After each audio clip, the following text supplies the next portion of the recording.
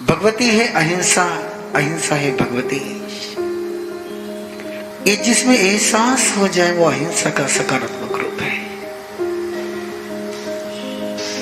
केवल सुरक्षा ही नहीं तो संपोषण, केवल आक्रमण से ही बचना,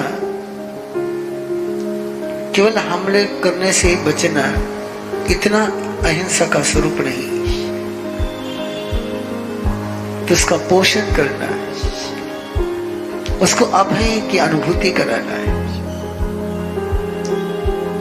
अभय के साथ अहिंसा का अनिवार्य संबंध है। सारे संसार के जीव भयभीत हैं। भय से मुक्त है। जो बन जाता है वो मोक्ष पद का अधिकारी हो जाता है। और यदि किसी को मोक्ष पद पर चलाना हो, किसी के अंदर की भगवत्ता जागृत करनी हो, तो उसको भय मुक्त करना बहुत जरूरी है। और भय मुक्त करने का मीनिंग है कि उसको अभय देना बहुत जरूरी है। तो जहां अभय का वरदान मिलेगा, अभय का वरदान दिया जाएगा और अभय का वरदान लिया जाएगा, वो है अहिंसा। किसी से भयभीत होने वाला व्यक्ति किसी को भयभीत करेगा। भय किसी से लेना भी नहीं और भय किसी को देना भी नहीं। भयभीत भी नहीं होना और भयंकर भी नहीं बनना है। ये दोनों आयाम है अहिंसा के। प्राय भयभीत होने वाला व्यक्ति दो ऑप्शन चुनता है, या तो आक्रमण झेलने का या आक्रमण करने का। और जो भय मुक्त होता है, जिसमें अभय की अनुभूति होती है, वो न भागता है न भगाता है, वो केवल जागता और जगाता है।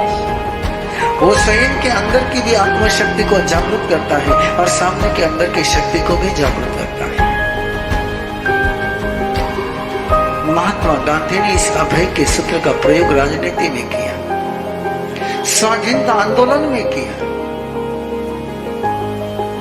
भारत देश की प्रजा के मन में ब्रिटिशों को लेकर के गहरा भय, आतंक, दहशत।